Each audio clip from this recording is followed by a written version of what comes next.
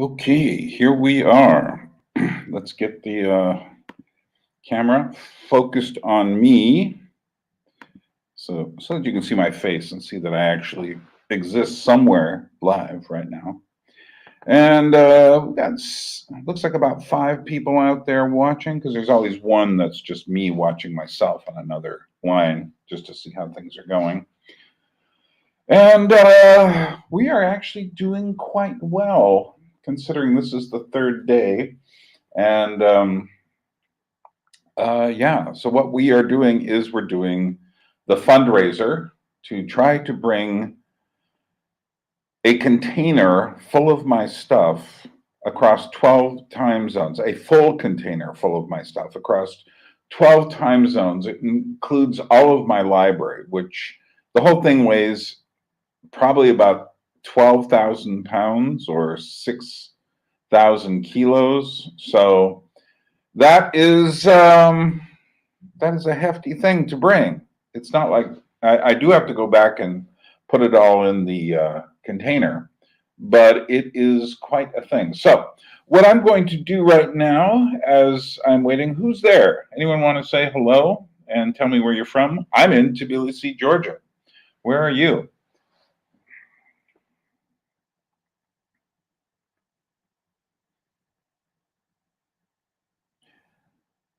Well, it's nice to see some people out there waiting for me. And one thing I am going to do very quickly here is I chopped out a bit of a recording from the other night where I don't think I'm going to explain why I'm doing this any better than I did then. So I'm going to, hey, Dejin, good to see you. Uh, so I'm going to play that while this will last about 9 minutes. And this is an explanation of two things. One, why it's really important for me to bring my library to Georgia. And more importantly, for those of you who supported me on the last time I did this in, what was it, mid 2021, early 2021, sometime in there, is why I'm doing it again. And I did explain what I was doing at that time, but there may be people who are wondering, and this will explain where all of that money went, which I feel obligated to do. So let me play that for you, and then we will continue when that's done. So this will last about 9 minutes. Enjoy. One of the things I was thinking that I should talk a little bit about is I did another crowdfunder for exactly this a few years ago. Now, at that point, I was also discussing the fact that I needed a place to put my library. And at that time, I did not have it. This place here is the perfect place. Those are the shelves I built. But what has happened to the money I raised before? Because it's not here anymore.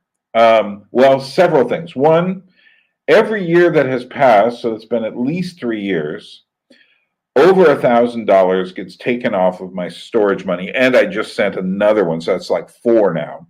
So that's gone. When I was looking for a place to live, I also had what is it? I was going to buy a house.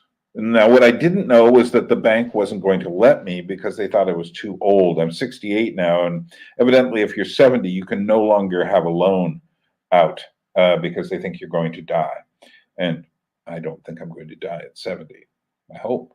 But the point was, I had to put $1,000 deposit down on the building to show good faith money, and then I never got it back. So that's 5,000 right there. Then I found this place, and I did pay in advance for a year, but we won't count that exactly as that money because that would have been paid anyway.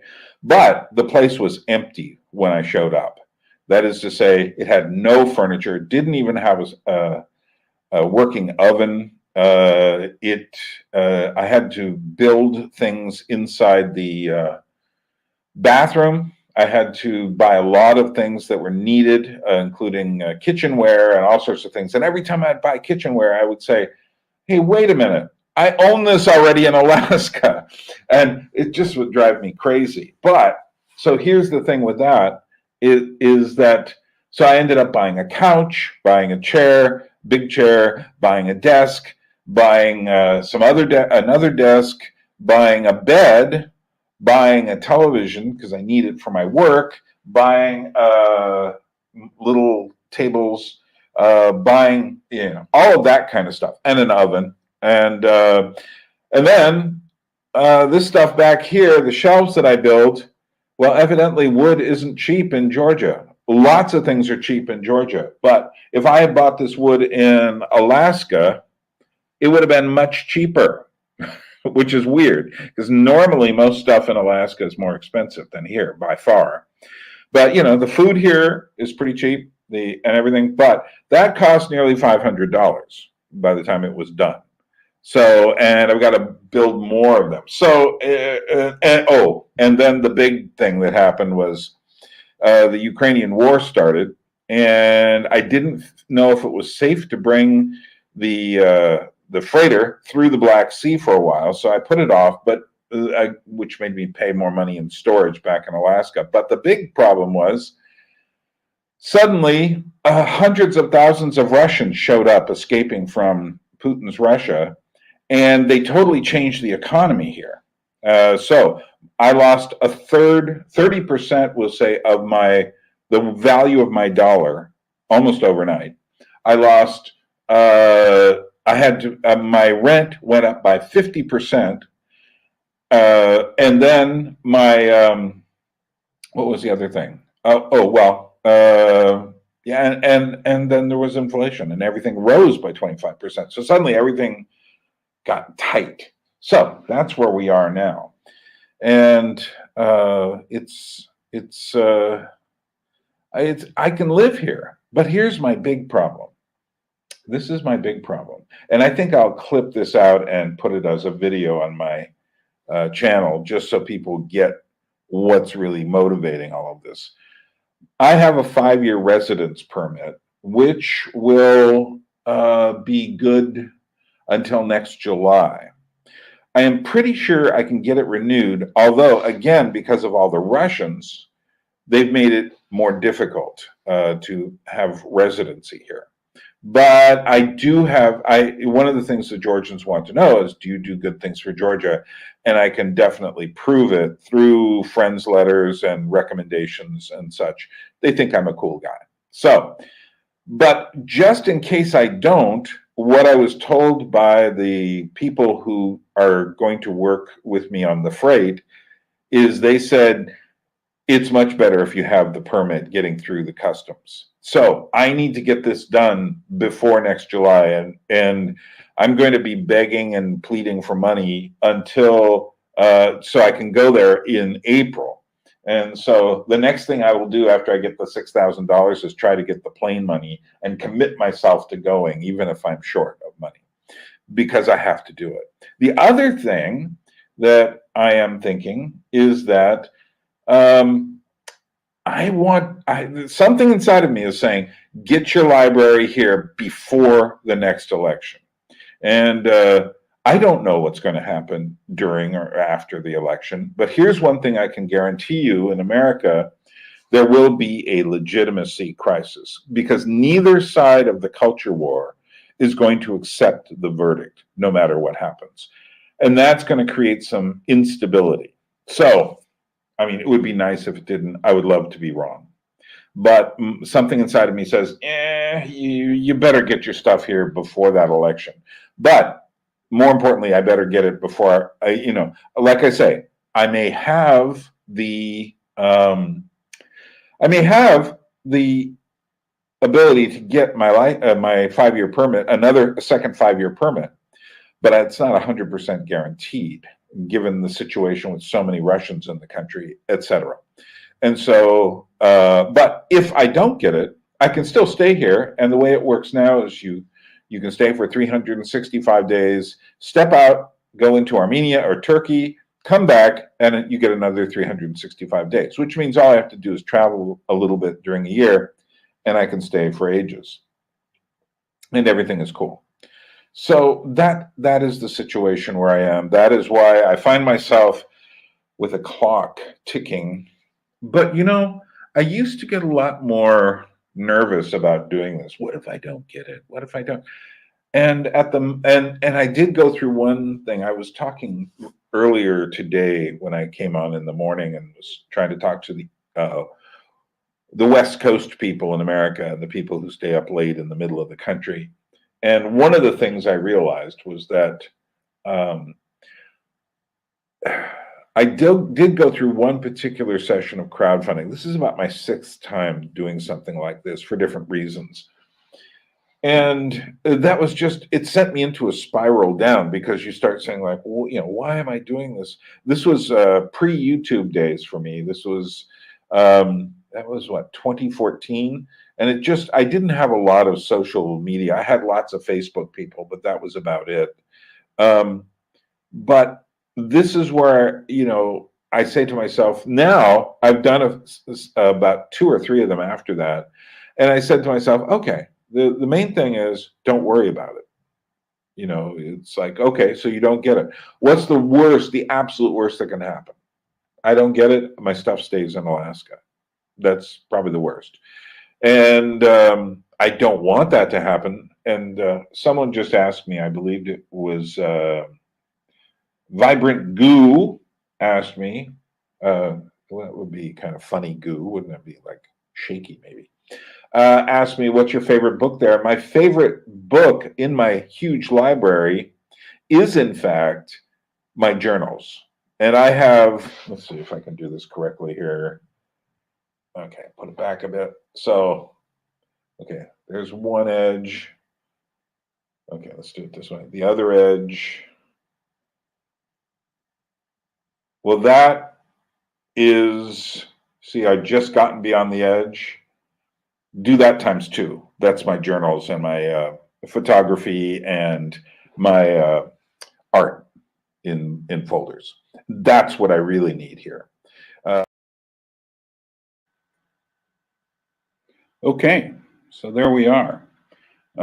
Burn transfers is hoodie color, just like that, because that was an older explanation of why I need to raise the money and such. I did a nice, precise job, especially so that I could share that all with you.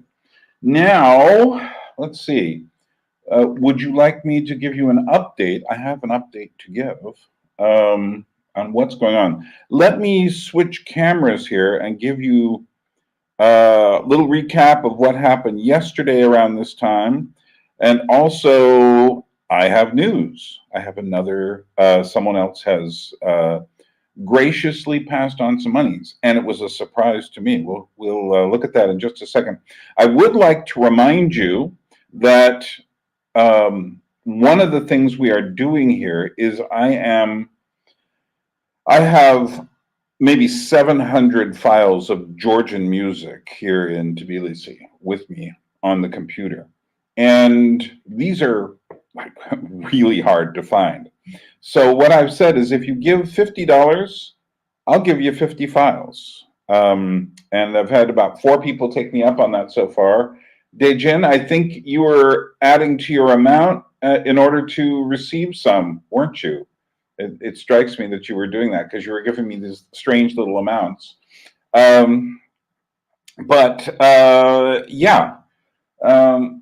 So let's see, where are we?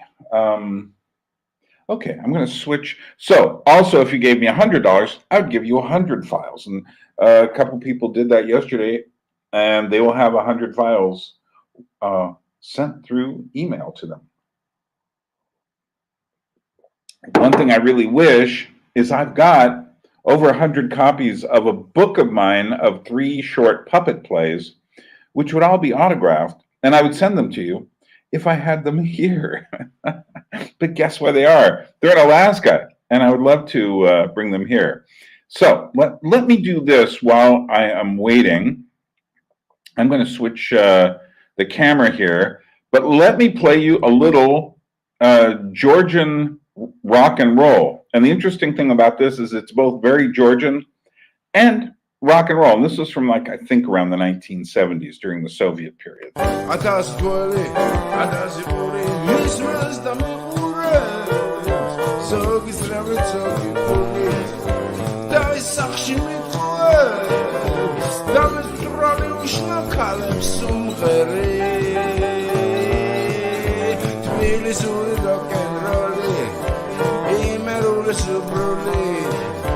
ქართველებმა მოვიგონეთ შებოლილი სუგუნი თეთრ ჯოხებში გამოვეწყვეთ გიორგიევსკს წავიღეთ ადაზე თვალი ადაზე ხური მისმას და მიყურებს სოგიწრებული სოგი ფული დავის სახში მიყურებს დამთვრალი უშნო ქალებს სუმხერი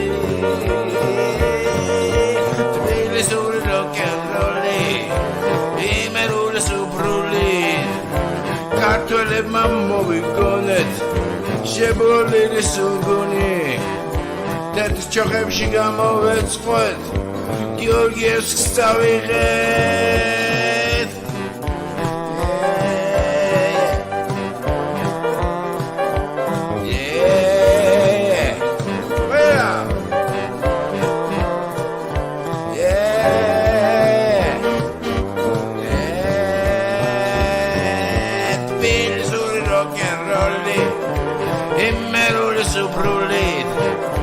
ქართველებმა მოვიგონეთ შებოლილი სუგუნი თეთრ ჯოხებში გამოვეწყვეთ გიორგიევსკს წავიღეთ ბერძნული როკ-ენ-როლი იმერული სუპრული ყველა ქართველებმა მოვიგონეთ შებოლილი სუგუნი თეთრ ჯოხებში გამოვეწყვეთ გიორგიევსკს წავიღეთ ადაზე თვალი ადაზე პური მისმას და მიყურებს ზოგი სრემლით ზოგი ფული დავის სახში მიყურებს დამესტრალი უშნო ქალებს სუმღერი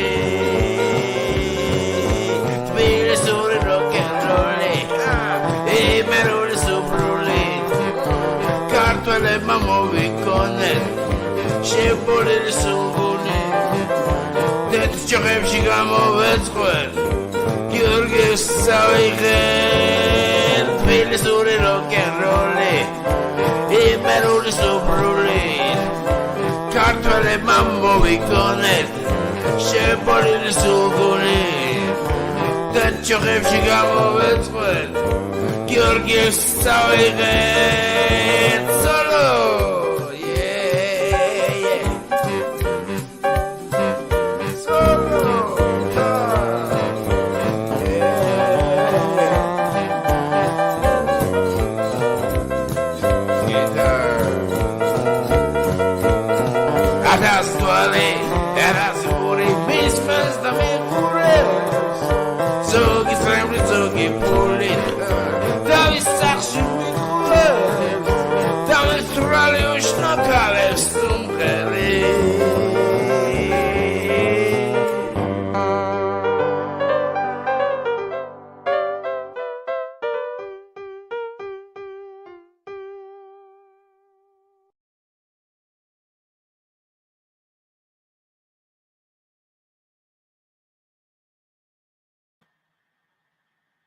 Okay, that kind of reminds me of some French rock music. Not exactly rock as understood in America and the Anglosphere, but interesting nonetheless. I like music that's kind of stuck between, it's trying to imitate, but doesn't quite get it yet. Because as soon as you get to the imitation point, it's kind of over.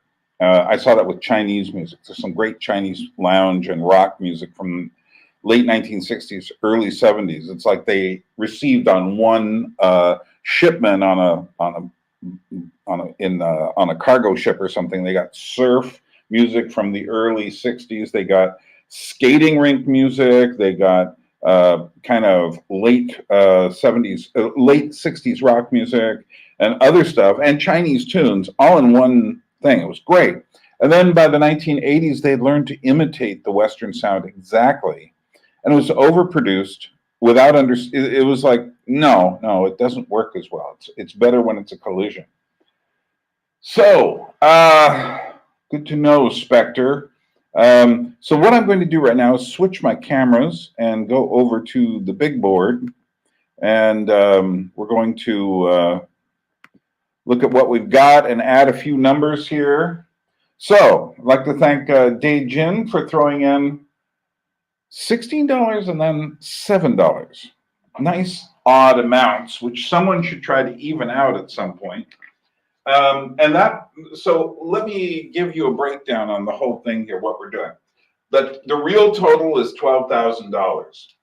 And the way it works is $6,000 will pay for the freighter with my huge library from Seattle, Washington to Poti in the Black Sea in Georgia. Then I will need a train and truck combination along with workers and bringing it through customs. And they say that'll probably cost another $2,000.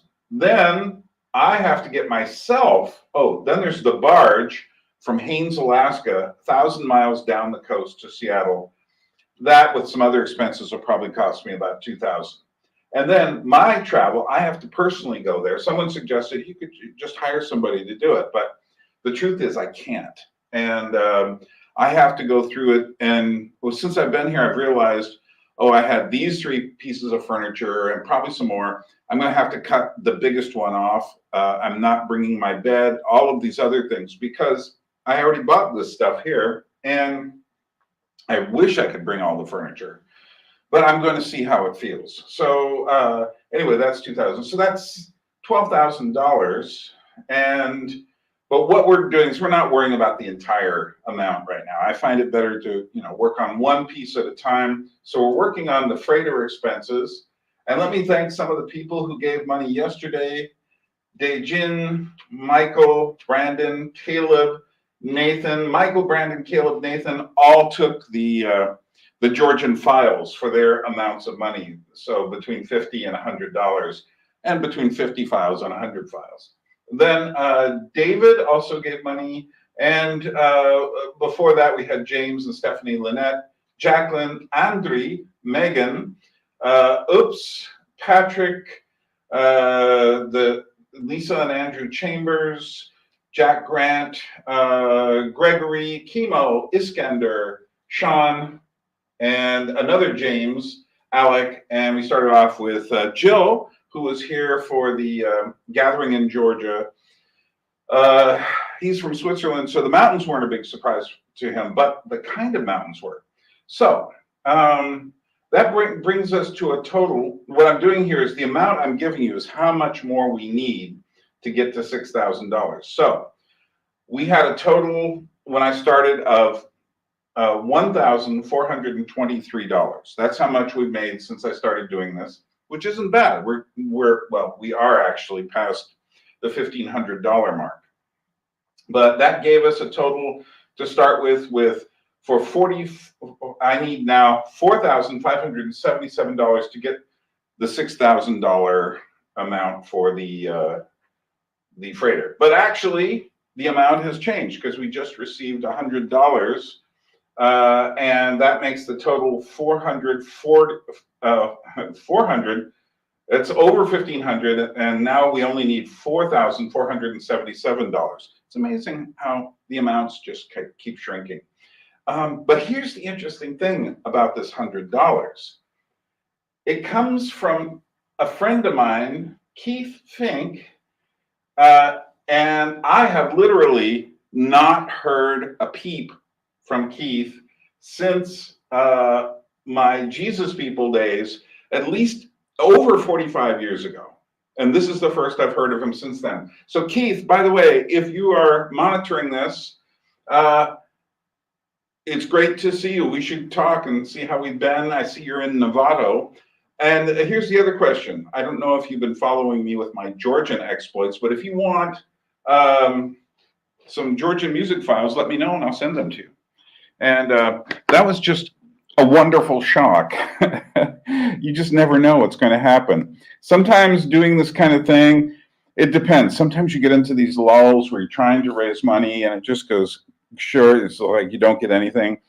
And then sometimes it ends up being like the end of It's a Wonderful Life, where you have people showing up that you haven't seen for ages, and you are very grateful that there are people who care enough to help you. So that is where we are. Okay, so I am going to play more Georgian music to put that in your mind.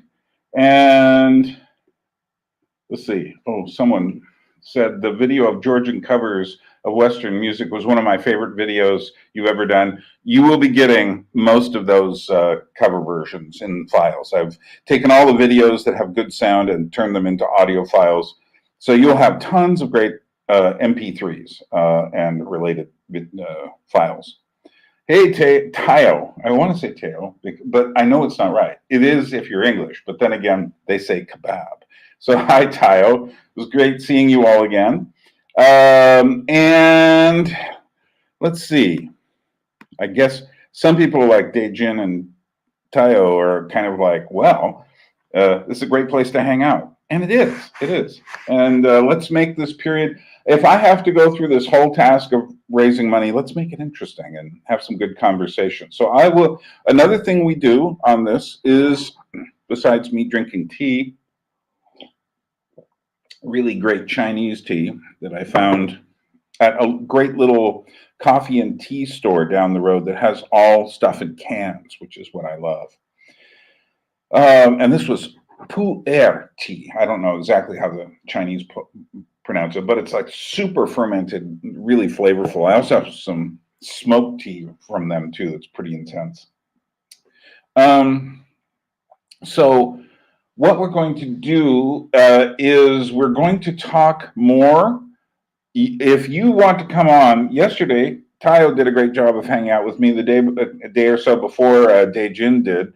If a couple of you want to come on, we can experiment with, I would say no more than 4, including me, so 3 other people. And the way to do it is to use this email address, which is also in the description section below. Maybe not. No, I don't think it is actually. So there it is right there. That's the one that's at the bottom of all my other videos, but this is kind of a different situation. Pu'er. Yeah, that's what I said, isn't it? So pu'er, something like that. I see what you're saying. You're getting me on a slight note of pronunciation. Pu'er. I'm sure the Chinese would look at both of us and think we're crazy because nobody can pronounce Chinese. I try to say xixi, which is like thank you, and they always laugh because it's like, no, you didn't do it right. You didn't get the tones right. So so anyway, if you see this, if you wish to come on board, come to that address, and I will. This is the StreamYard system. I'm using it for free, so they leave the little StreamYard icon there. And what we'll do is we'll just bring people on board and we'll have a little conversation. If just one person wants to, that's cool with me. We'll talk. I will go anywhere. I'll talk about anything. I'm not proud. So, well, not anything. There are certain things. It's just like, who do you think is going to win the next election? I'm probably not going to talk about that because at this point in America, nobody knows. And as far as your countries go, I don't know either. So, I don't even know for Georgia what's going on politically. I just know when things are happening or when certain things seem to be coming true. I talk to my friends who know. So let's see, what was I saying? So if anyone wants to come on board, send me an email and I will send you a link back to, let's see, sometimes these are put in spam. No, nobody's done that yet. So, but also you can go to either PayPal, there's a link below for that, or you can go to GoFundMe, and GoFundMe is particularly good for the people who need a tax-deductible receipt because they will give you one. Now, don't pay any attention to the amount of money that's there. That's from the last fundraiser a couple of years ago, and it's also for People from a gathering in Georgia paid through there. So there's got a bunch of money that has no relationship to this. And in fact, the reason I'm still using that is because it still works. And going through that system, being in Georgia, trying to get that open to use was such a pain, because basically the relationship between the banks in Georgia and the West is almost non-existent in most ways. I can't get my bank to send money here or anything like that. And they wanted me to be in America to sign certain things. So I had a friend of mine there do it for me. It's the reason I can't get money on YouTube, is because I have to be in Alaska or in America at my post office to receive the money, and I can't, so because I'm here. So let's see what else. Okay, so you can give if you want Georgian music files. In fact, while you're thinking about whether you'd like to come on and talk, or whether you'd like to give, or anything else, let me play one more Georgian song. This one will be very different. This one's great. This is a video I found. I don't know if it's still on there, but it's such an amazing video. It made me want to get to the Ukrainian airport. Unfortunately, I never did make it to the Ukrainian airport because of reasons. And I was actually scheduled to land in Kiev on like the 3rd of March that in 2022, and I had to cancel, obviously. And I canceled. I had a premonition. I said, no, and I canceled before the war actually started. But what I'm going to play you is there's a group of Georgians trying to get home, waiting in the airport in Kiev in Ukraine, and they just start singing. Now, I'm guessing these guys were not just random Georgians, but guys who sang anyway. So listen to this. This is just the most amazing thing. I would, I would love to have been there to hear these guys just start singing. And there's a second video, which I don't have, which shows them a bit later singing even more, and all these other Georgians have gathered around them. It's just an incredible thing. So here's just 4 random dudes, Georgian dudebi, that would be plural for dude, singing in the Kiev airport back in around, I guess it's probably around 2015 or oh no, it'd be earlier, about 2012.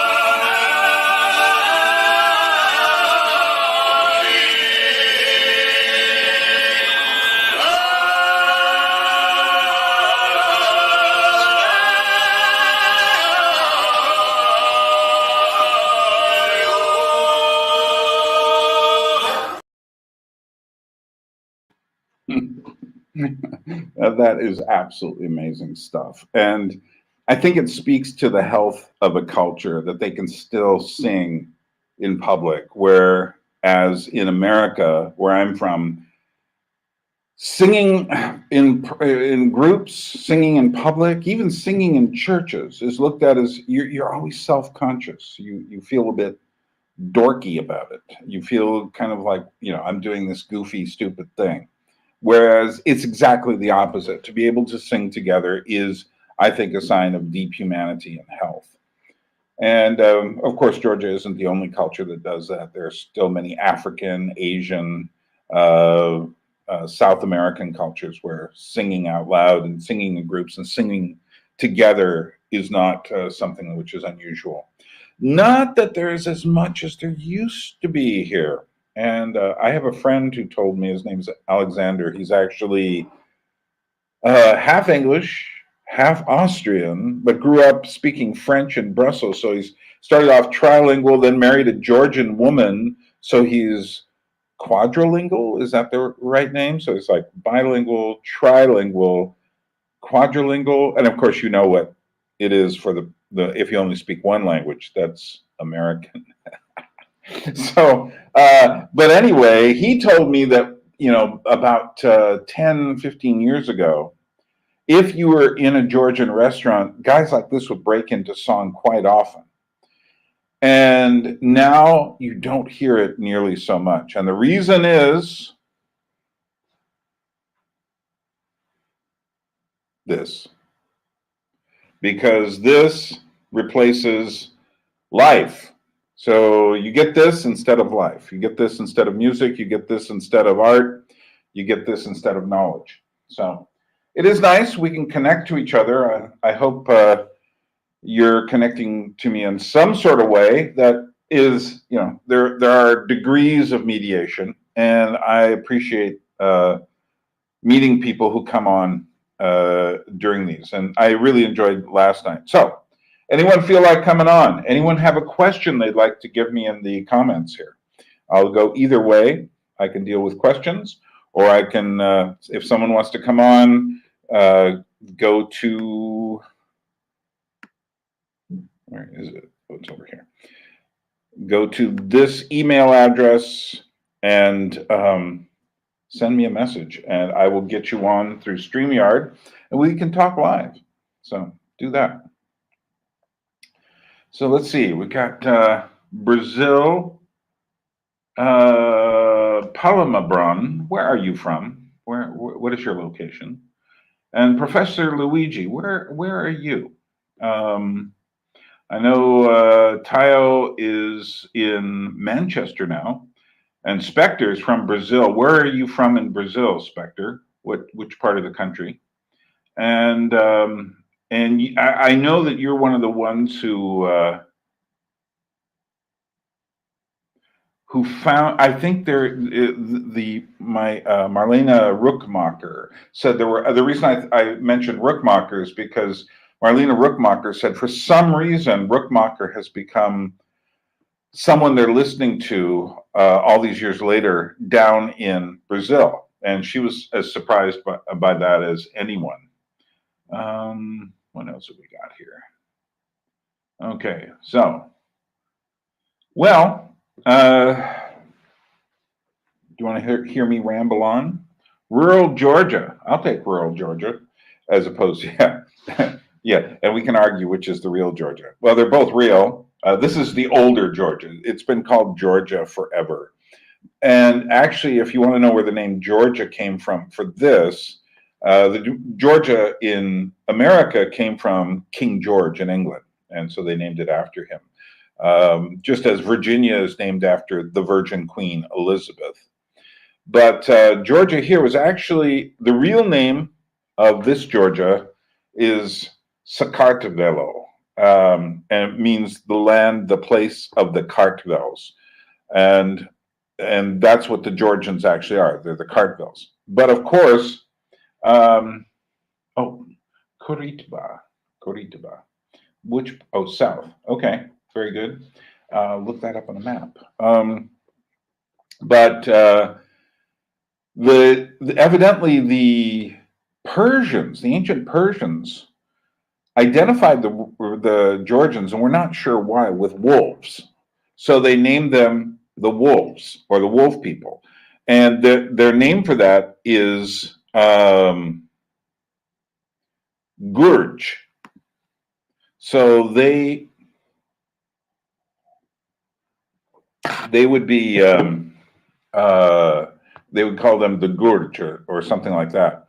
Then, as time went on, that became Georgia, or as the Russians called it, Gruzia, and most of the Slavic people have a name that's something like Gruzia. But then you go further west, and it's variations on Georgia. So the French call it Georgie and such like that. But the Georgians, when you see like an English transliteration of their name, they never write Sakartvelo. That's only for the Georgians in their unique script. They call it Georgia. So that is one of the names, and it's been the official name in Latin languages and such for all this time. So, Dejin has a question. What are your thoughts on the symbolism of jewelry and accessories? Since we talked a bit about that, that's what he does for a living. And that is a good question. What is jewelry and such? And one of the things we talked about before was that there's something to the bright and the shiny, but more importantly, there's something to the long lasting. So gold does not rust or corrode or decay. Diamonds don't either. And those are the two most important items for quality jewelry, is gold and diamonds. But of course, there are other things, rubies and emeralds and other metals that have different uses. And Aldous Huxley says, and he did this in his, I think, Doorways of Perception, but I didn't read that book. I heard, I have 2 albums of him talking about these things at Los Alamos, of all places, in about 1959, well before the hippies ever experimented with LSD. He had discovered it through the various machinations of the CIA and the experimentation going on with it. But he looked at it as this special thing which would allow us to, as he said, to use the magic mushrooms any time of year. But before getting into all of that, though, he discussed what makes precious gems and jewels precious. And his answer was that, okay, blah, blah, blah. Oh, okay, well, that's different, but we'll get to that. His next question was about tattoos. I'm going, okay, well, that's a different kettle of fish entirely. But we'll deal with this for a minute. So he said it was because, and I believe there's truth to it, because they are the nearest approximation in physical reality to the eternal, because they don't rust or corrode, because they have this shiny, brilliant quality. And he said there are other things like this as well. For instance, fireworks have a shiny, brilliant quality, and we all go, ooh, ah, when we see fireworks. And many people have sought experiences, and this is where the drugs come in, of this quality of brilliant illusion. But what he says is that there is no, he says these are what these represent. My thought, and that would be a very symbolic thing. My thought, though, is they are also the imitations of spiritual reality. They are not the actual substance of spiritual reality. And by the way, I'm leaving this email address if you've just showed up here. If you want to come on board and chat with me live through StreamYard here, just write that address. And then what we'll do is I will send you the invitation link that way. So I'm going to take that down in a few moments. So if you're interested, write it down, and then we'll work that way. But yeah, I think, for instance, you often see people. One of the things I notice among what should we call them? The people who just suddenly come into money.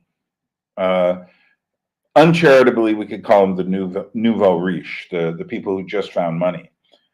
Okay, that's good to know, Professor Luigi. Maybe some other time I'm going to try a different time of day later. And in fact, the next time I try this will probably not be tomorrow, but probably either Saturday or Sunday. I'm going to try one on Facebook. I might try one on X equals Twitter. And I will definitely be here next Sunday evening. So, but what I'm going to do for tomorrow is put on snippets from my conversation with Tayo and another one with Dejin in the next couple of days, just as a different sort of a thing. And they were good conversations. But I think you see people, for instance, you see rappers, suddenly they have all of this bling on them. And the bling is interesting because it means that shiny quality of this explosion of color and such. And I think they do that because there is a sense, of course, there's a sense of, I have money now, and it's good to show your money. And there are many cultures where the people wear their money. So they wear their gold, they wear their silver, they wear their turquoise, they wear diamonds. Although diamonds you have to be more careful of because they are much more expensive than many other things. But certainly in royalty, you have moments where you wear that. But that's the difference. Among the people who have actually had wealth and money for a long time, they don't wear this stuff all the time. They only wear it for special events. You bring out the artillery when you're going to the very special dinner or dance or something that is for the elite. Whereas the people who don't know much about money and suddenly through whatever activity find themselves with a lot of it, want to display it.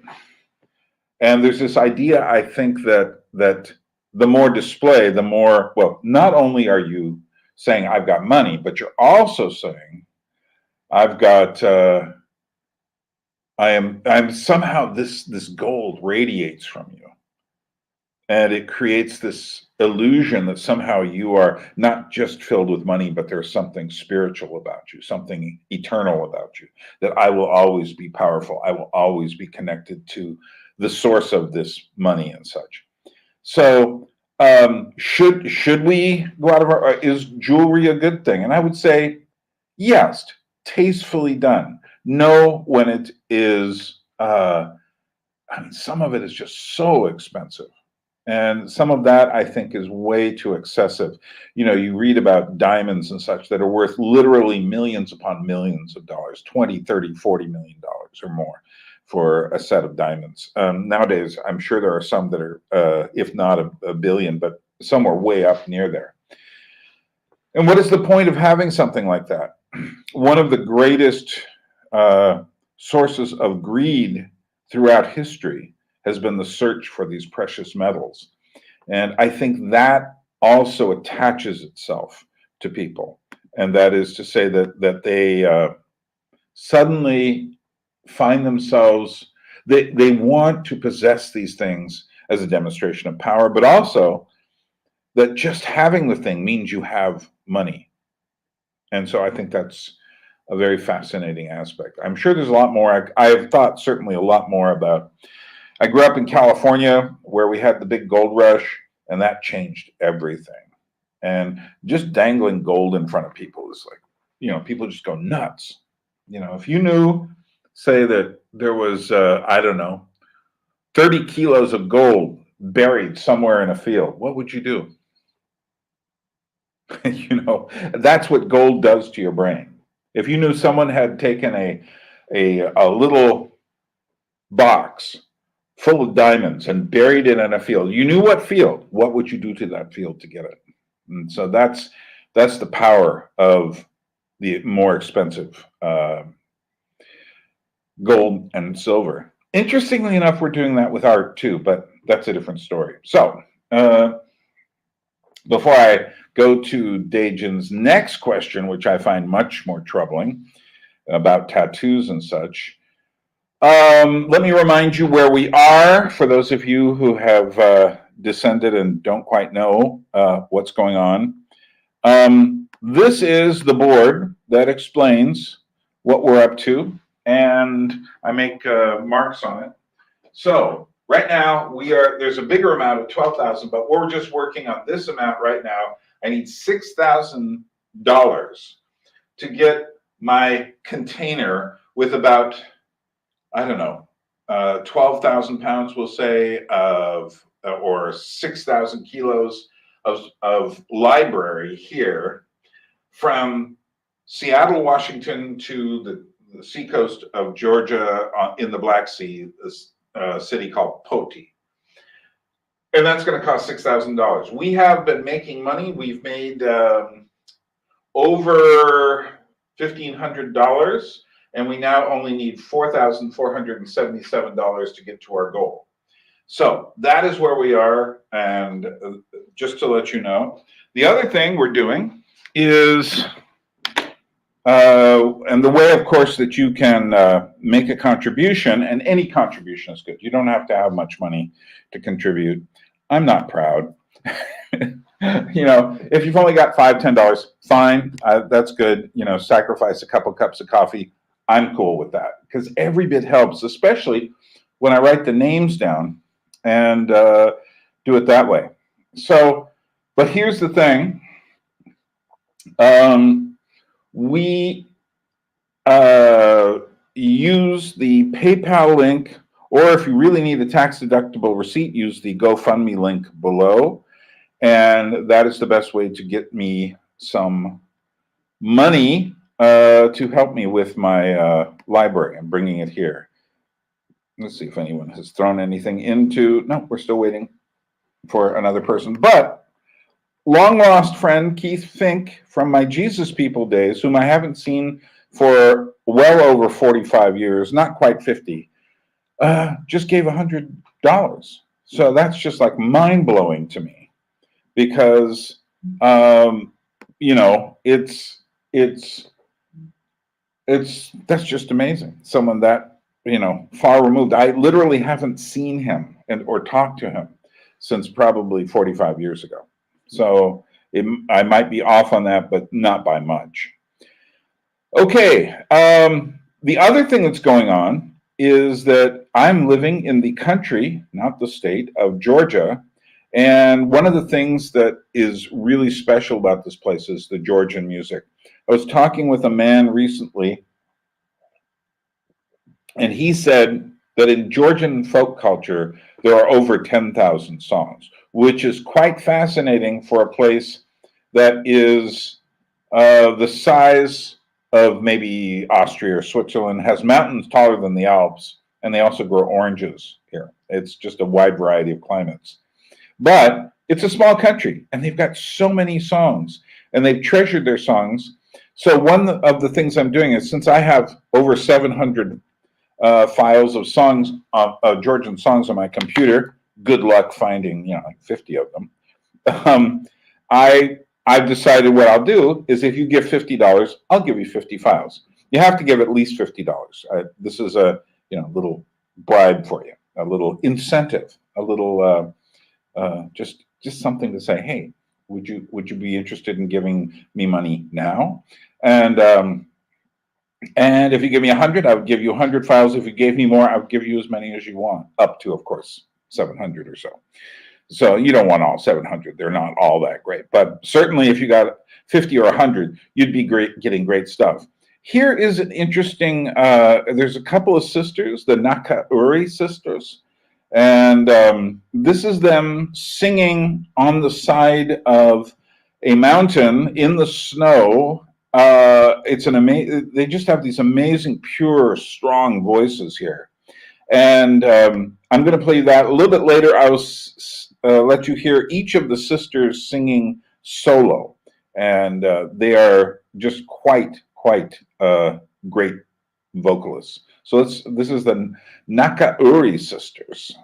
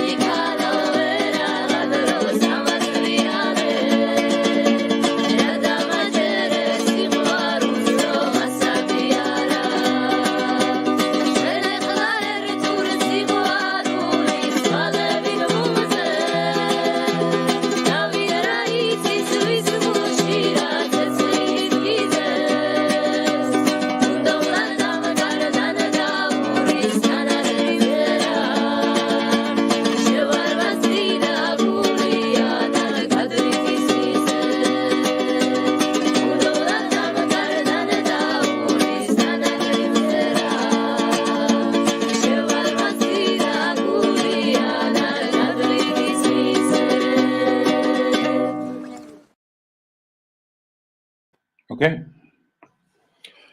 So there you are. Actually, the version I have for that on a audio file is even better than that. So, but I just wanted to show you the video. It's really great to see them singing out on the side of a mountain. So, like I said, feel free to contribute to the channel, get your music files, and the links are below for PayPal or GoFundMe. So, I'm Dejin. I have not forgotten your question. Let me see, read this other comment.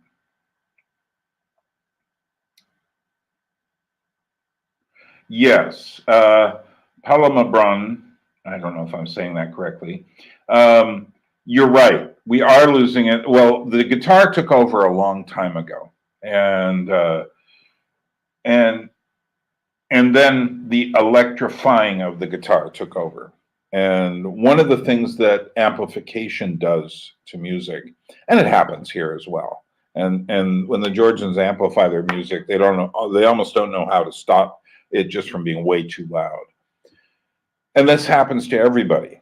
What the amplification does is it changes the dynamic between the people listening and the entertainer or the musician.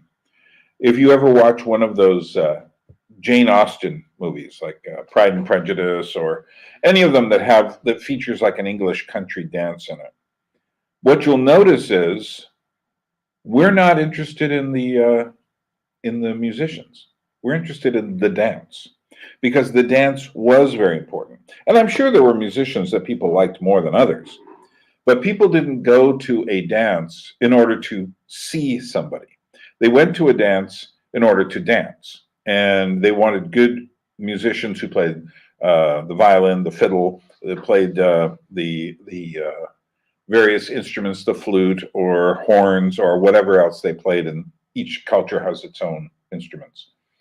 And so, yeah, the guitar became ubiquitous, showed up everywhere. And like I said, the amplification is really what took over. I remember watching this great guy, Brian Bowers, who played an auto harp, which is a very quiet instrument, but it was in a room about the same size as this room here. And he was amplified. And I'm sitting there saying, why? Is there no one who could possibly miss hearing the instrument if it wasn't amplified? And the answer is no. But I see this in churches that don't need amplification, and someone's sitting there and talking through a microphone in places where everyone can hear what's being said. Happens here in Georgia at the churches. They pump it out outside, and I understand why they're doing it. They're doing that so that the people outside can hear if there's not enough room in the churches, because many of the churches tend to be smaller. But the problem is that amplification changes the relationship of the musician to the audience. So I just saw the Taylor Swift movie, which I am preparing a very unusual video on, which I will release in December. And what's fascinating about that is that she's a god. She's a goddess, and what happens is her presence is so big she can fill like a 60,000 person stadium. And what's really fascinating is that she's actually this tiny little person. But not only does she have, the mother of all amplification systems, but she also has a huge screen with her presence being edited as it goes. So using not only the power of amplification, Pete Townsend said, if you want to know what the electric guitar is, you have to hit the just play, say it says a Fender Stratocaster or something, through a Marshall stack in a stadium. And then you will understand what the electric guitar is, because it is suddenly power incorporated. And that's what the amplification does. And that, I mean, there's a whole other things here to be said about recordings as well. Let's see what Laura says. Oh, I have a huge bone to pick with you on this topic. As an audio professional, there's nothing I hate more than using a space with great natural acoustics. Why, Laura? Would you like to come on and talk about this? If you have time, just follow the. This is a good discussion topic. Use this email address if you want to come on, and we can talk about that. Yeah. So I think that would be really fascinating if you want to talk about. Yeah, and Laura's exactly right. If a place has great acoustic sound, oh well, Laura isn't on here yet, but her money is, and so she's passed on $25. And Laura, if you later at some point, if you add another $25 and want 50 Georgian music files, just let me know. If I see that, I will pass that on. But if you want to come on, there's that, and we can go live. So let me do my ritual, though. Okay, do this, switch to the other camera, and then go up here and add the money. So this is what we've got. So I'm going to throw in Laura's 25. Am I getting below the, let me see. Oh, you can't see anything, can you? Oh, hold on. You're all looking at that and saying, what's he doing? He's just left the camera. Okay, wait a minute. Okay, now go there, do this. All right, I see what needs to happen. So I'm going to push this down a little bit so we can see further at the bottom of my board here.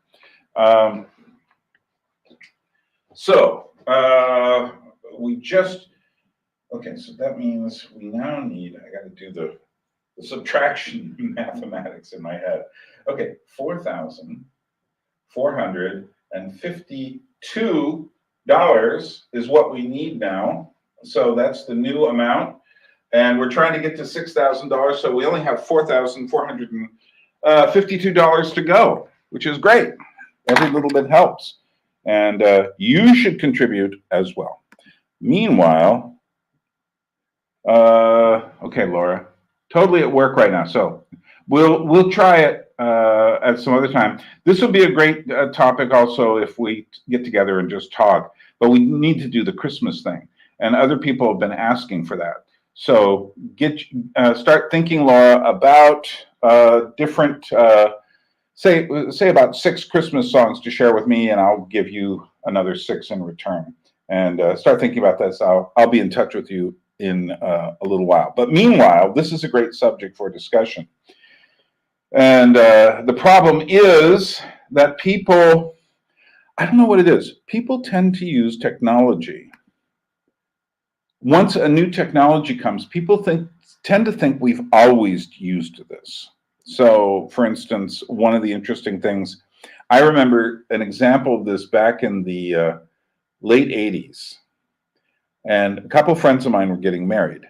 And they wanted a quiet ceremony and then a kind of normal reception. And then the groom's father said, we want to videotape the entire service. And my friend, who was a Christian, said, no, we want this, you can take images during the reception, but we want the ceremony to be sacred. And he got really upset, the father of the groom, because he said, wait a minute, this is a tradition. Okay, so let me give you this in a different way. This is a tradition. It's 1988, we'll say, or 1989. And how long has consumer video recorders been out? Most people didn't have one by, say, 1980. I mean, they were very expensive still then. So it was only during the 80s. So suddenly it's a tradition to use these, set up a video camera and just run it. Prior to that, you would have used 16 millimeter, 8 millimeter film. And you would have just been taking short shots because you don't have much to go on there. So, yeah, so this happens with audio equipment all the time too, but it also happens with all the stuff going on here. I love it how people will come up to me and say things to me like, you still buy CDs, you still buy albums, you still buy DVDs, you still buy Blu-rays. Of course, they're saying this to the absolutely wrong person, because I just turn it back around and say, like, you don't? Because are you expecting the digital world to last forever? Are you expecting that all your files won't be erased by some, I don't know, sunspot someday? Are you expecting that everything will go on forever? Do you really think that illusion that the internet is forever? I mean, try finding some of the stuff that was on websites like 10 years ago. No, it doesn't work that way. And the way it is, for instance, right now, there are movies which were only on Netflix, and some very interesting movies and series, which are no longer on Netflix. And you know what? There's no physical copy for you to buy. So Netflix controls. But like I say, people get these weird attitudes. I remember really running into this when people were switching from vinyl albums to CDs. And people would come in and with their whole vinyl record collection. And I'd say, what are you doing? Why are you selling all this? You don't have replacements for all these. And they go like, oh, we will eventually. And I remember back in the early 90s, I would say, well, you realize what's going to happen. This is all going to turn into digital files. And they're going to charge you more for the digital file than they did for the CD, which is exactly what's happening. So what else? Okay, Laura says, that's good. I'm putting together a group to sing Christmas carols alongside our live nativity this year. Sheep, donkey, and all. If you knew puppet people, Laura, I would say do a puppet variation on it. Or even incorporate some of the creatures in a puppet form. For instance, you can easily make a sheep or whatever, or you can dress up a dog. Okay. Yes, good to know. SC still support physical media aside from the potential further advancements or failures of technology. There's also the fact that anything can be censored exactly and thrown down into a memory hole at any time. And that's another thing. I distrust people who come to me. First adopters, I never trust. Because these are the people who are always looking for an edge. They're always saying, oh, I've got the new thing. I've got the new phone. I've got the new computer. I've got the new app. And these people are like, and to which I'm saying, okay, well, while you're doing that, I'm going to sit and watch you for 10 years, which is what I did with the smartphone, which is how I came up with the solution to being just one of the ways people get disturbed by the smartphone all the time is they get notifications for everything. Why? You don't need notifications for news when you're out and about. You don't need notifications from Twitter. Is there anything happening on Twitter that you need to immediately look at? No, you can wait till you get home. And by doing so, it makes you more present in reality. Unfortunately, people, Paul says, don't use things to the full. And unfortunately, too many, for instance, Christians like me, didn't seem to get that message. And you can really see this in certain large Christian churches and such. They just simply have turned the whole church service into something more resembling entertainment than worship. Okay, so any other questions out there? We're doing good. I am going to be here till the next top of the hour. And again, if anyone wants to come on, feel free to use this email link and come on and spend some time live with have a video chat with me, which has worked quite well the times I have done it. So that's something to think about. Also, let me look here. So, okay, let me update that. Sometimes people send something to the, okay, that's still good. Send something to GoFundMe, but it doesn't automatically update, whereas my email account does. And so, but we're doing well.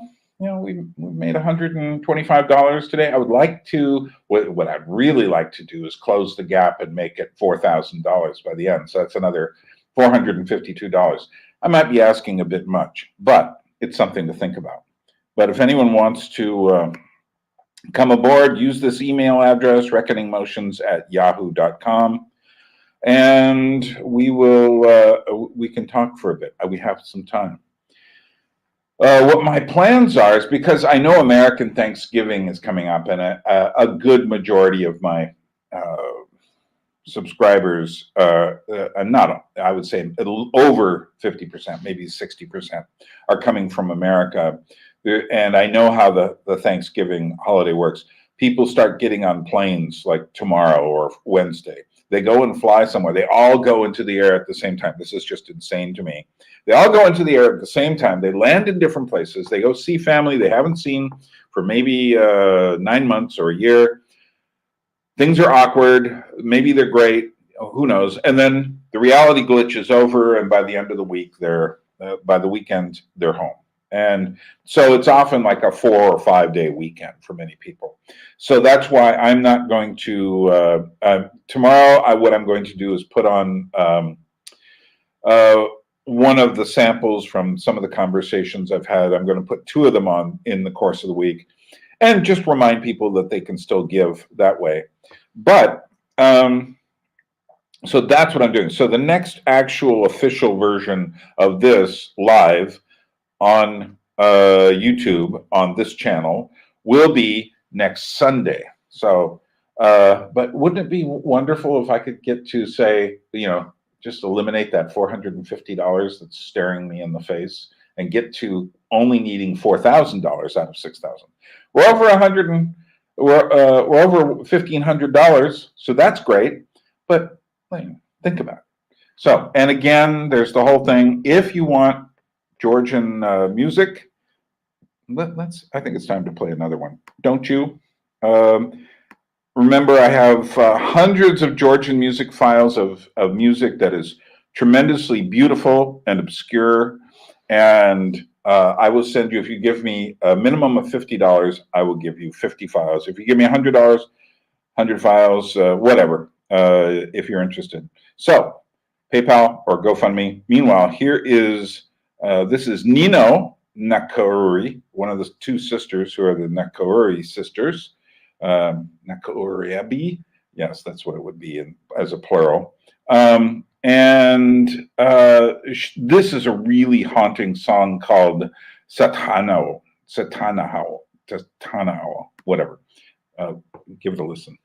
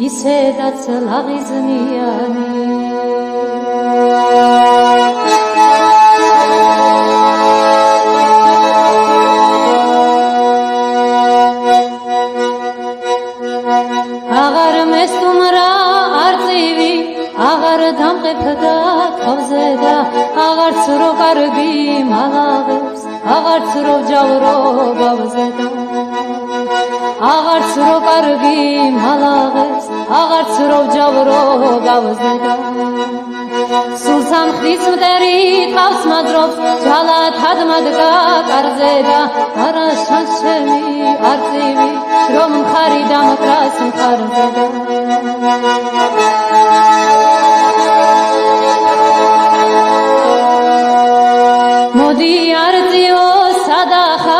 შორით ვეგიცნობ ხმაზე და შენს მოსვას როცა კი ვიგრძნობ გამოვიცვლები წამზე და ის ვტოვებდე და მიწასა გადავსახლდები ცაზე და ხან ფანდურშა ვაჟღარუნებ ხან დავამღერე და თარზე და ხან ფანდურშა ვაჟღარუნებ ხან დავამღერებ თარზე და დაინა დაინანა დაინანა დაინა დაინანა დაინანა დაინა დაინანა დაინანა დაინა დაინანა დაინანა დაინა დაინანა დაინანა დაინა დაინანა დაინანა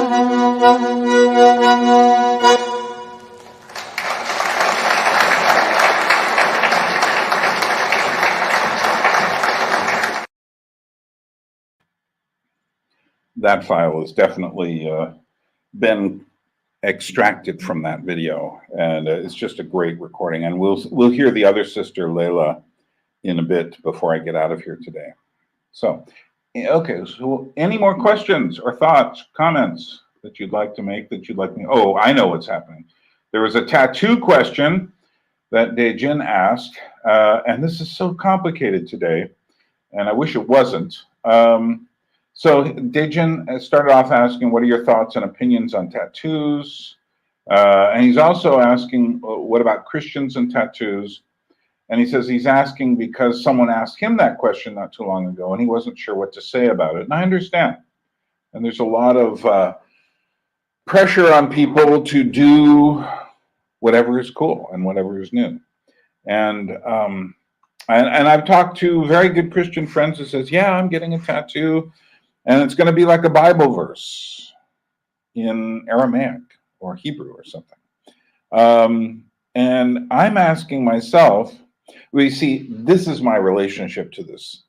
So let's say up until about 1989 or 1990 for most people, tattoos were, in America, tattoos were just worn by sailors and prisoners and people who worked in carnivals. Sailors would get them when they were drunk, usually overseas, and they would often get like anchors or little pictures that said mom or a heart with an arrow through it, something kind of basic like that. And of course, they would show up in places like Japan, like Indonesia, or someplace that has a tradition of tattooing, and maybe they would get something like a tribal tattoo, but it didn't mean anything in terms of their identity. They didn't say, I'm a person with a tattoo. As much, it would often be on the arm. Some people get more carried away and put it on their stomach or something like that. But then, during the hippie era, tattooing wasn't much of a thing, but it slowly grew in the counterculture, particularly after punk rock, when people started putting safety pins in their cheeks and stuff like that. Then, suddenly, okay, if I can stick this kind of pin in there, why not? A few people started saying, let's go for tattoos. And this was in the demi-monde, the little world of, well, a lot of things related to S&M and such like that. I remember picking up a magazine. I eventually sold it because it was worth so much money later in the 20 years after I picked it up. But I picked it up around 1984. And it was called Tattoo Time. And it was the first magazine for the countercultural people of tattoos. And they had all these tribal tattoos and such. Extremely, extremely obscure. This is about 1984. But I looked at it and immediately said, aha, it's going to develop this way. The countercultural inclinations are going to move this way. Now, I didn't pay much more attention. I didn't go out and buy a lot more of these magazines. Didn't pay much attention to it. Noticed every now and then some punkish looking person with a tattoo or something like that. But then in 1989, there's a company called Search, R-E Search, that put out these different books on different kind of countercultural subjects. And the people who ran it were out of San Francisco, and they had a specific goal. And I actually met one of the editors, Vale. He came to my house looking at my record collection for an edition, and they would put out these. They were listed as being like number 5, number 6, number 7. They came out in editions like magazines, but they were actually books. And he came and saw my record collection, which he thought was pretty amazing. But I knew he wasn't going to use me for one good reason. My record collection doesn't strike you as being the collection of an obsessed geek. It's not like I'm just collecting outer space related records or just collecting, comedy, or just. He did interview an Anglican minister who just collected comedy records, which must have been a pretty great collection. But because my focus is more historical, he really enjoyed talking to me. But at the same time, looking at my collection, I could see there wasn't anything to focus on, although they did interview me for that. So I was, but about 1989, they put out a book called Modern Primitives. And this is the book, not a book, but the book that had all of the tattooing and piercing and body modification, which would later become super important. So what they had done is gone to San Francisco, some of the edgier people in the sexual undergrounds who had been doing this stuff, getting brands, scarification, really extreme piercing and such. And what they did was they had interviewed these people, and it was a book of interviews with these people. And there were some people connected to this who had like pretty extreme philosophies. I bought the book because I was buying all of those books. I was trying to understand where we were going. But I remember the day I bought the book, I was also on my way to a friend's birthday party. And she was a graduate student at New York University, and all of her friends were around the same age, so mid-20s. Now, at this point, 1989, no one in a place like NYU had a tattoo. And when I brought this book, I showed it to a few people, and the reaction was, and I've mentioned this a few times in my videos, but I find it very telling. Everyone was shocked and horrified. Of course, this book had the extremes, but even the notion of just getting tattoos to these people was pretty extreme. Now, this is, the prime group who should be passing the stuff on. But what I noticed was that in the countercultural circles that I spent time in New York City, this thing caught on like a fire. And then you started seeing, and the reason I knew it would take off is because of identity. I knew that I just said to myself, yeah, this is the only way that people have of saying I am so and so. But it wasn't about tribal identity. Although I would say in the beginning of the 90s it was saying we're freaks, we're not like you. But of course, as happens with every countercultural movement, those things end up getting incorporated into the mainstream eventually through commercialization. And that's precisely what happened with tattoos and piercing and stuff. So I remember just watching this spread through the counterculture in New York in the early 90s. I remember about 1995, I went into Brentano's Books, which was like a high-class chain of bookstores. This is not your simple little book chain found in a mall. This is serious art books and stuff like this. But there was a girl behind the counter, and she just had a little bull ring, septum ring in her nose. And she just looked like the most normal person in the world. And I said, And you're already starting to see the occasional tattoo. I remember the first tattoo I saw on the cover of Vogue magazine. It was Linda Evangelista, had a tattoo. She was sitting in a taxi cab, had a tattoo on her shoulder. Shocking. This is 1991 or so. Shocking because she didn't actually have a tattoo that was painted on. Because what fashion model then would possibly think about getting a tattoo and ruining their livelihood, their skin? So eventually what happened, however, is it started to percolate down into the culture.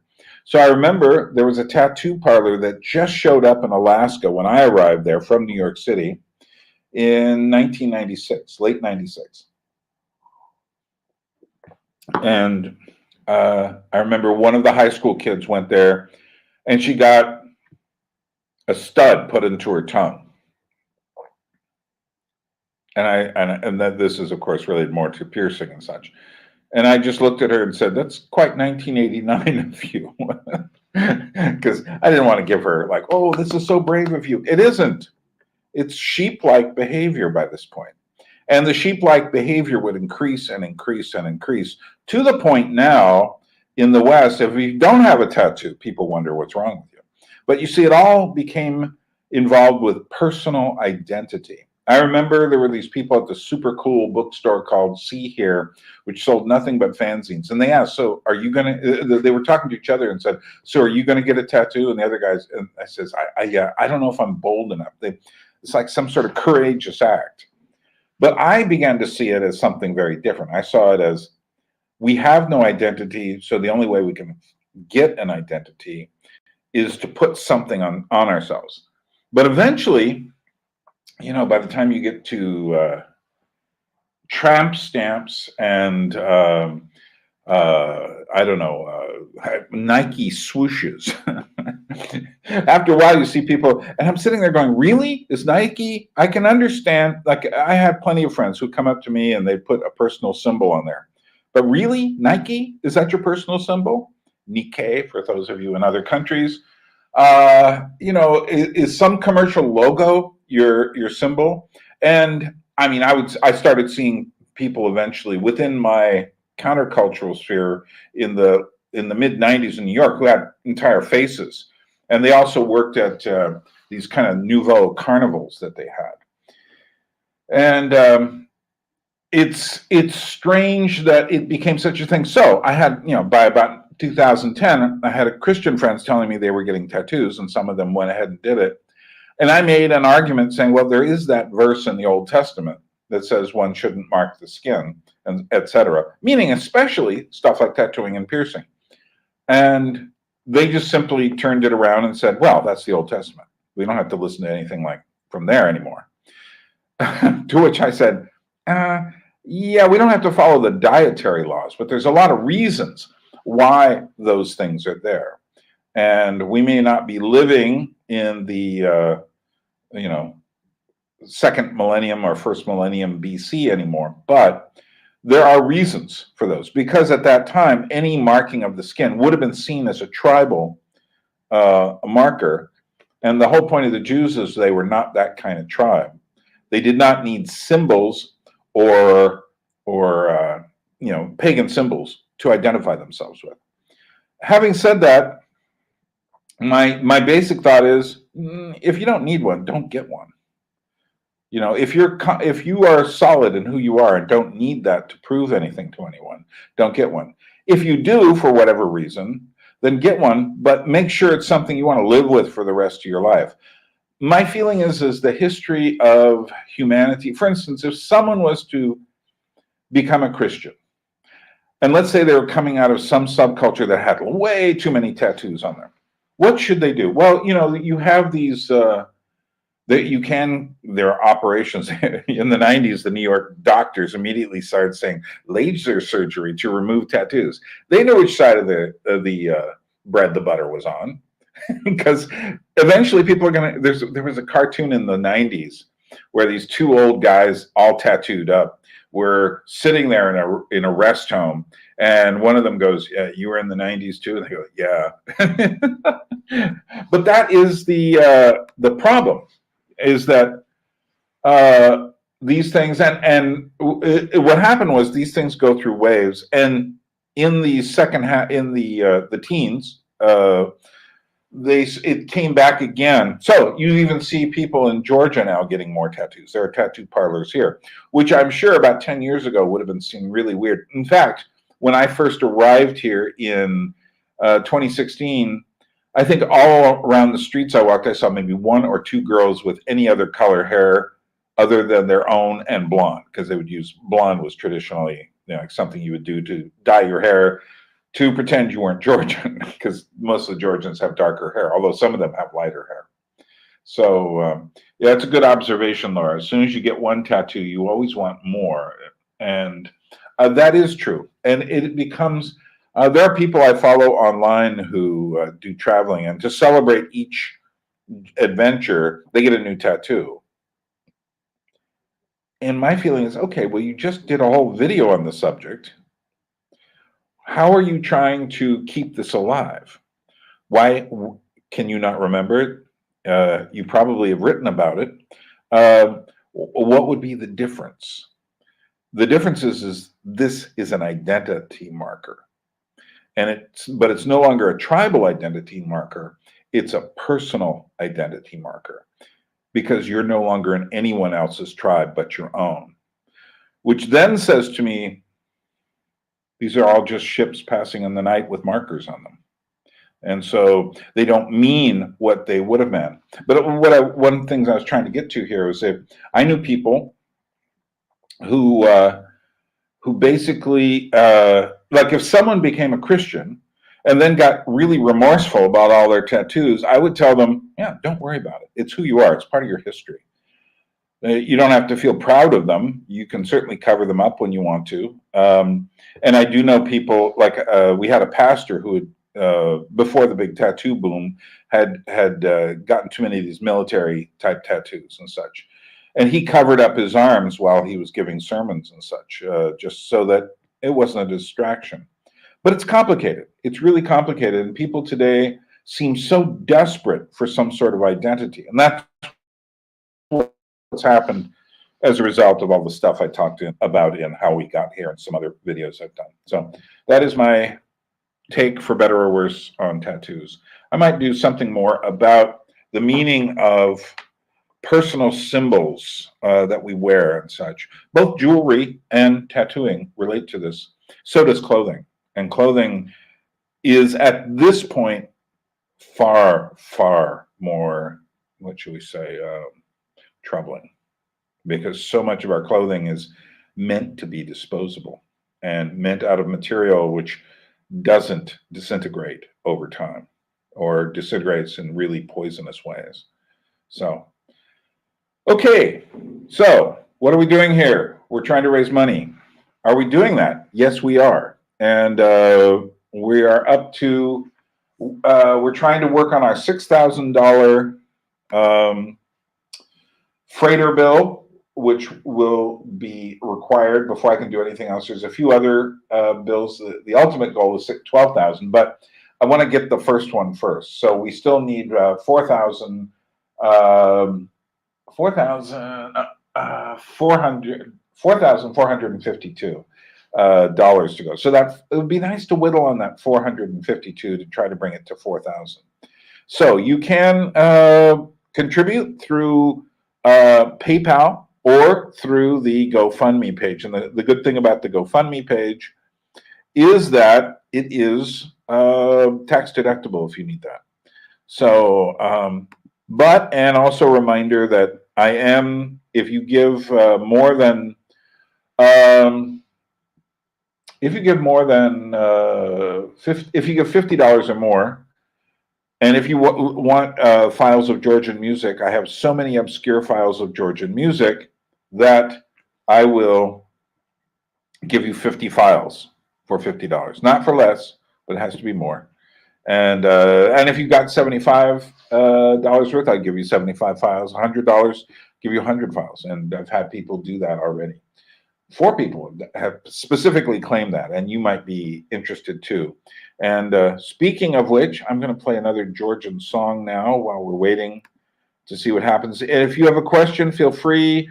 I've still got a bit of time, another 20 minutes. If you want to come on and talk to me, come on through the reckoning motions at yahoo.com. Meanwhile, let's see, what shall I play? Oh, the other sister, Leila Nakauri. And this song is similar to her sister's song, also played with an accordion. And it does much more musically than her sister does. So let's watch that. Leila Nakauri. Where'd you go? There you are.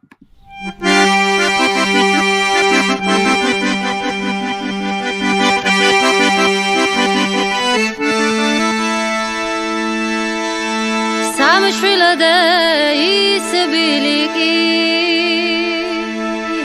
Khmam mama bruna misama გულგრილად რისთვის ჩამივლი შენ რო გიყვარდი ისავარ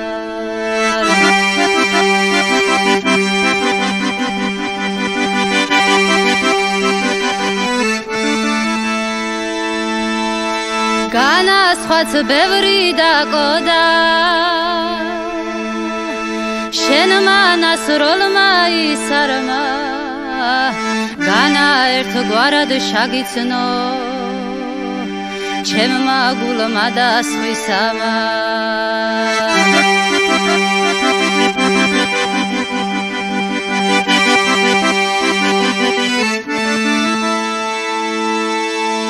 ჩემო ლურჯ თვალა შალანო წუთით თუ გაგახსენდები მეკინი ადაგმახსოვ ხარ არცაით მომესვენები მეკინი ადაგმახსოვ ხარ მთები მიხმობენ შენები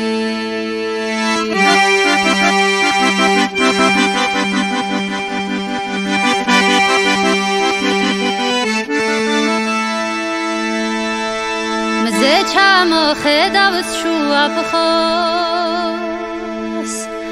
გაიღვიძებენ სერები არაგოზე იბალახებენ ლურჯ ყაჯრიანი ცხენები არაგოზე იბალახებენ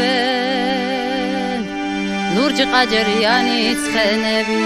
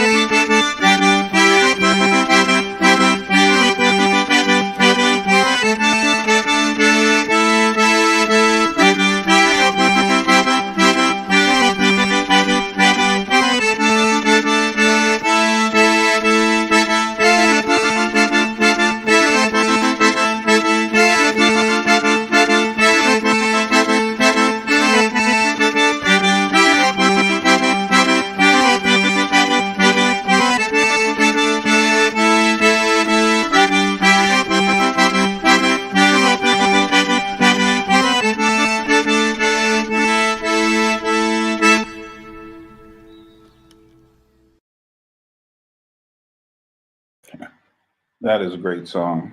And both the sisters have beautiful voices. I think I like her slightly more. And but I would never be able to pick between them. But yeah, so again, lots of files to give away if you want it. Any more questions? Thoughts? Comments? I'm here for another 20 minutes, and I'm not going anywhere. I am drinking wine that a man from one of the villages brings in. He makes this wine himself, and for a liter of wine, it was 3 lari, which is a little more than $1, about $1.20. And it's great. It's not that alcoholic, and it has a very earthy flavor, and it's really great stuff. So, comments, thoughts? Who else is here? We got about 16 people watching. Tell me where you're from. Say hello from somewhere. What is the instrument she plays? Dejin asks. That is officially in Georgian called a garmoni, which is a kind of a accordion. But the difference is that it's tuned very differently. And so both her and her sister play variations on the garmoni. And it is tuned in a more diatonic way than the normal accordions are. And it gets this kind of haunting sound. I really love them. Okay, who else is out here? Say hello. Let's see. We've had Dejin, Laura, S.C. DeGrand, Professor Luigi Spector from Curitiba in Brazil, Palamabron from rural Georgia. Tayo has been here. I don't know if you're still here, Tayo, but he's here from Manchester in the UK. Who else is here? Yeah, a good chunk of people. But what about you? Hello from Pennsylvania. Hello, Miriam.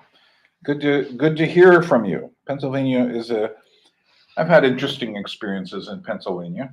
I think there are only 5 states I've never been to. And Pennsylvania is one of the ones I have been to. It's when I discovered things were crazy, is going to Pennsylvania. But I found it's an interesting state, one I wouldn't mind living in. So, anyone else? What do you? How long have you been following the channel, Miriam? Mark Twain. I knew you were here. Did you ever finish selling the? What was it? The bundle of wheat or something like that. So I sell vintage books and music and enjoy your commentary. Excellent. Colorado. Where in Colorado? Where in Pennsylvania? Dijin, maybe a strange question. Dijin, I can always count on you if there's a lull in the questions. You always have more. I love that. Maybe a strange question, but do you think the country of Georgia is good for a honeymoon when you get married? Absolutely. It's a fantastic country, and it's not very expensive. The only expense is getting here. And if you're on the East Coast, basically you take a flight to, I would say, Amsterdam or Paris or even Rome, and then from there you take another much less expensive flight to Tbilisi, Georgia. Colorado Springs. It's like I know that town. I've never been there, but I've heard a lot about it. But let's see, following more regularly for about a year probably. Came over from the PVK pipeline. PVK sounds like some sort of plastic product. PVK pipeline. So I can remember correctly. It would have been after the first Germany video came out. Okay, so you've jumped on from that point. That's nice to know. Yeah, I don't have the wildest statistics. What I often think to myself is, I don't have tons of people. And if I did, I wouldn't be able to do what I'm doing now, connecting with you. So I appreciate the fact that we have, that the people who follow me seem to really care about what I'm doing. And like I say, it's not everyone. I've got about 2,400 people following me.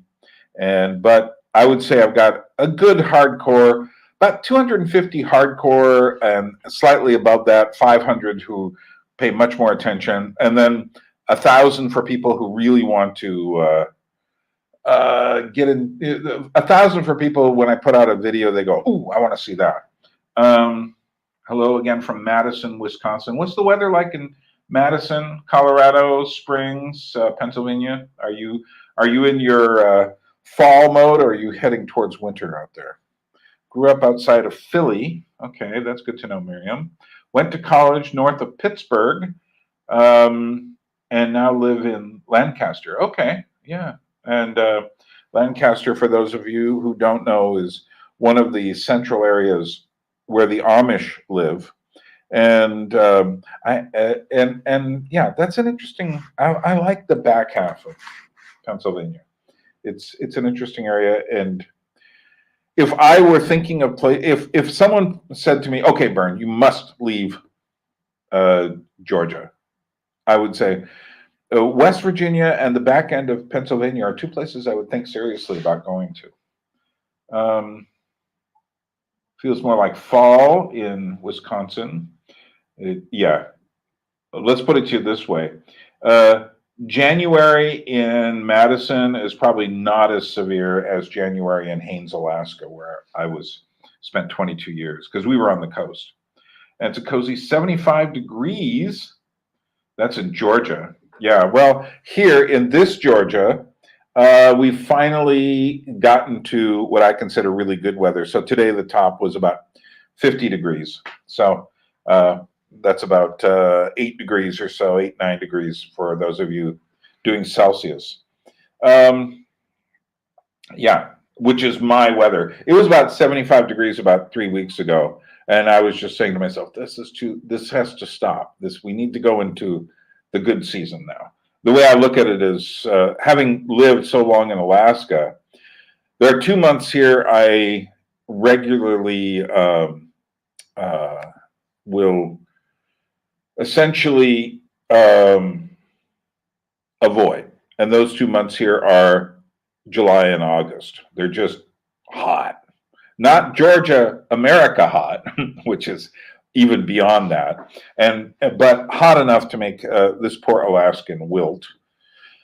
But also, and I'm in the valley. Well, it's kind of a valley. I'm still about 1,500 feet up, but nevertheless, it's in the big valley that runs through Georgia between two mountain ranges, and I have about 2,000 feet cliff on the side of me here. Not a cliff, but a slope that I climb sometimes.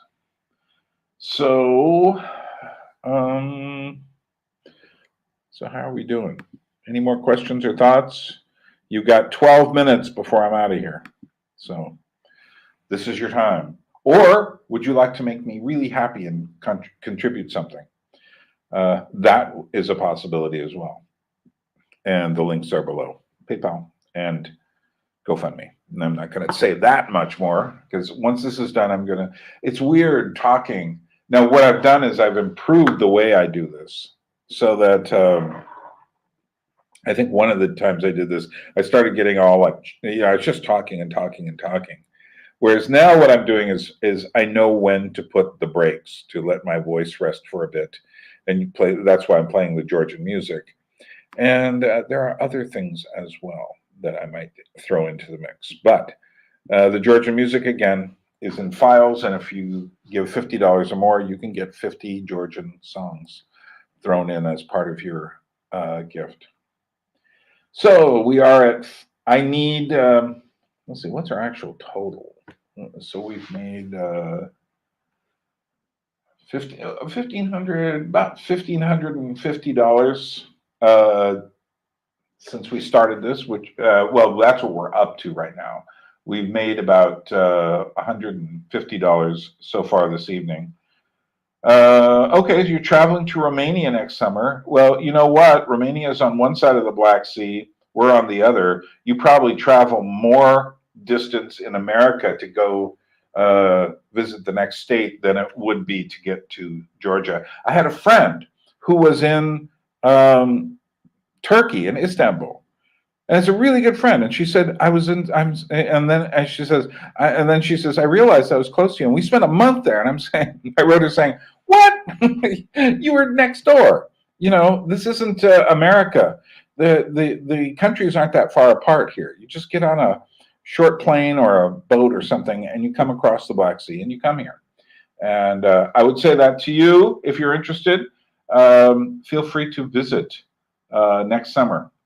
How do you make the most of your visit? Well, to Romania, if you're going to Romania, one thing I would do, of course, are you connected to the school system, or is summer your only time that you're free? Because I would recommend coming to Georgia, for instance, not in the summer, particularly not in July and August when it's super hot. But then again, if you're from Georgia, you're not going to really notice that as much. It might seem a little cooler to you. But I think September is great, and June is even better than July and August. So if you're traveling then, what else? Yeah. But if you send me a link, just to remind you, if you write to me here, when you're thinking, if you want advice, I will be glad to share information with you. So, spent my 20s traveling around Eastern Europe. It was awesome indeed. The Turks were among the most friendly. Yeah, but I would say the Georgians are better. But then that's local pride. So, I teach, so yes, summer tends to be the best time. So yeah, so if I could, I would go in June, unless your school takes you up into the middle of June. Even then, I would come the last week of June here. I think Romania is a little less hot than Tbilisi, but I would recommend coming here, and I can help you find places to stay, and we can meet up, and I can show you a few things. The other time I would say is if you're free in September, come then. So June or September. Try to avoid August and July. It's just miserable. So yes. Yeah. So my friend got to Istanbul, and then it's just like, you were right there, and we're really good friends. And she felt really bad. And she had gotten married about 5 years ago, and we haven't seen each other since that time. She got married about 7 years ago. Now she has a baby, or a child. It was a baby a few years ago. Now it's a child. Well, about 7 more minutes, and I'm historical. So, well, I just want to thank everyone for showing up. It's nice to see people. Or, well, I'm not seeing anyone because no one came on. But think about it. If you have questions and would like to talk online, chat, that'd be good. Okay, let's see what's just happened here. I got a little notification. And what it says is, oh, someone's, Miriam, I'd like to thank you for $50. Miriam, would you like the 50 files of Georgian music? Right, yes, I would love the Georgian music, or something to that effect, and I will send it to you. So yes. Okay, well, let me go through the ritual. I haven't done it for a while. Sometimes it's like this when you're doing this. You just have to keep doing it and know that eventually things will change. So you have to have confidence in order to do these things. Yes, you would. So great. I will put you down on the list for people I'm going to send files to. So Laura is up here, and the next one is Miriam at 50 American dollars, which means that we are, okay, we now need $4,402. That's good. That's very good. So if anyone else wants to do it before I get out of here, or you can do it later, it doesn't matter. That's a good way to do it. So, and now let's get back on here. Thank you so much, Miriam. I really appreciate that.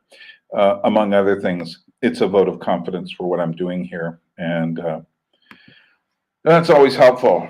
One of the nice things about doing this is I do feel a sense of, somehow through the magic or terror of the digital unrealities, we are able to touch in some small way through doing this. So, thanks. And any other thoughts before we get out of here? I got 5 minutes.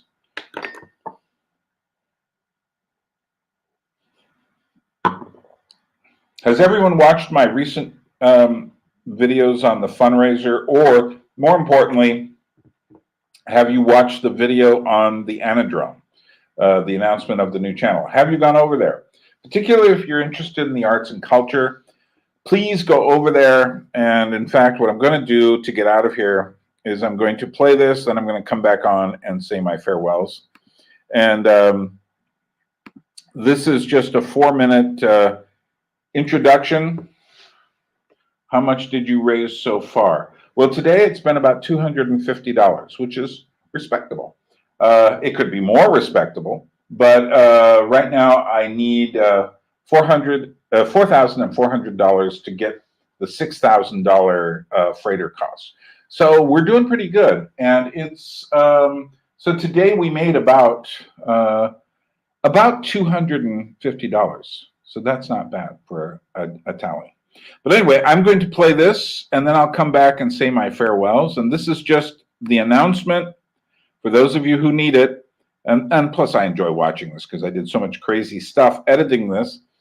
This is just the announcement for the Anadrome channel. If you have not gone and looked for it, and if you haven't subscribed, and you need to, then I need more people. We're going to devote our energies to sports and gardening, all the cultural pursuits as far as they're concerned. In fact, we're going to put the goons to sleep. Greetings and welcome to The Anadromist. This is Burn Power coming to you from Tbilisi, Georgia on a perfect autumn day. And it's here. It's time. The new channel, The Anadrome, has officially opened up with an inaugural video called Welcome to the Anadrome. What is the Anadrome? It is a place where we turn to go back against the stream, like our salmon brethren. But what is the channel? It's a place to deal more specifically with music, movies, and the arts in a more extended way, and to leave this channel for more conversational discussions on any topic.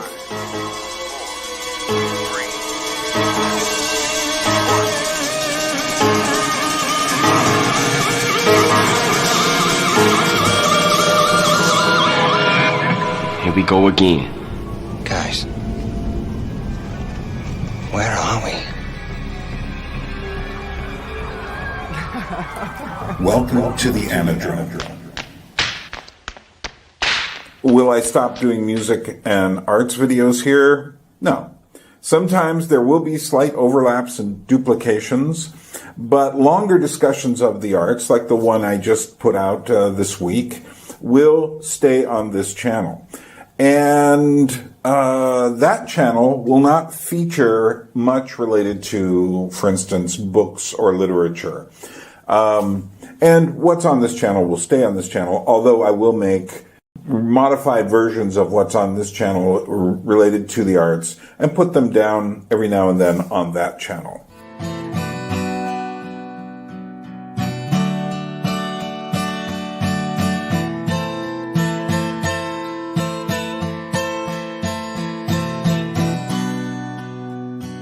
So, what should you do?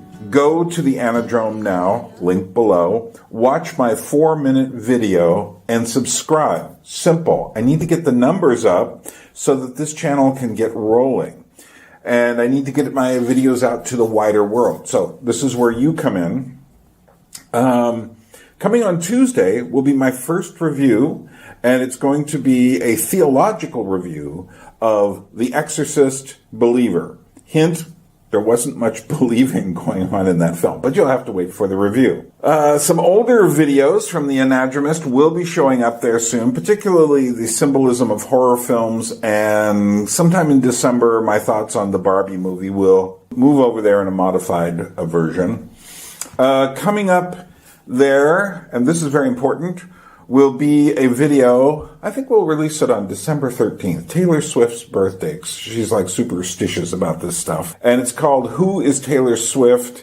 A Tale of Two Taylors. I don't know if I'm going to leave it with that title, but Who is Taylor Swift? Definitely. This is getting dangerous. This is about to start going in my head real fast. I mean, you just made me feel so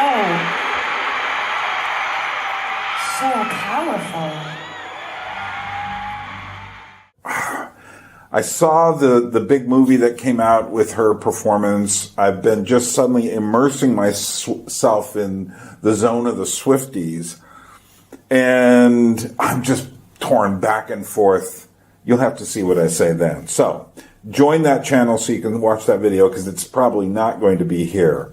Or maybe it will. We'll see. So this video is almost over. Follow the links now. Why are you still here? Go thou and subscribe and leave comments over there. Pretty please. Okay, so I'm going to get out of here. I'd like to thank all of you for coming and spending time with me. I've really appreciated all of it, and we will meet again. I will have a couple of videos of extracts from some of the better dialogues I've had while doing this, and this will show up during the Thanksgiving weekend, between now and Thanksgiving and the weekend. And then I will be back here probably Sunday evening for me, morning or afternoon for you, depending on where you are. And I will also be, I will obviously have to keep doing this until I do it. So I will also be on Facebook Live at a certain point if you are not my friend on Facebook and want to follow me that way, some people are followers but not friends. Feel free to become my friend on Facebook. I will recognize who you are. And also, I'll probably do it on more experimentally on X, Twitter, and we'll see what happens. But meanwhile, not bad. $4,400 to go to get the freighter costs. So yeah, we're getting there. It was about $2,600, $1,600 raised in a few days here, and that feels pretty good. So I'd like to thank you all, and we will see you soon. And I won't have a Thanksgiving. You can weep for me, but I'm living in Georgia in the Caucasus. And if you're having a Thanksgiving, that's great. If you're not, well, you live the way you live, and we will meet again. Droabit.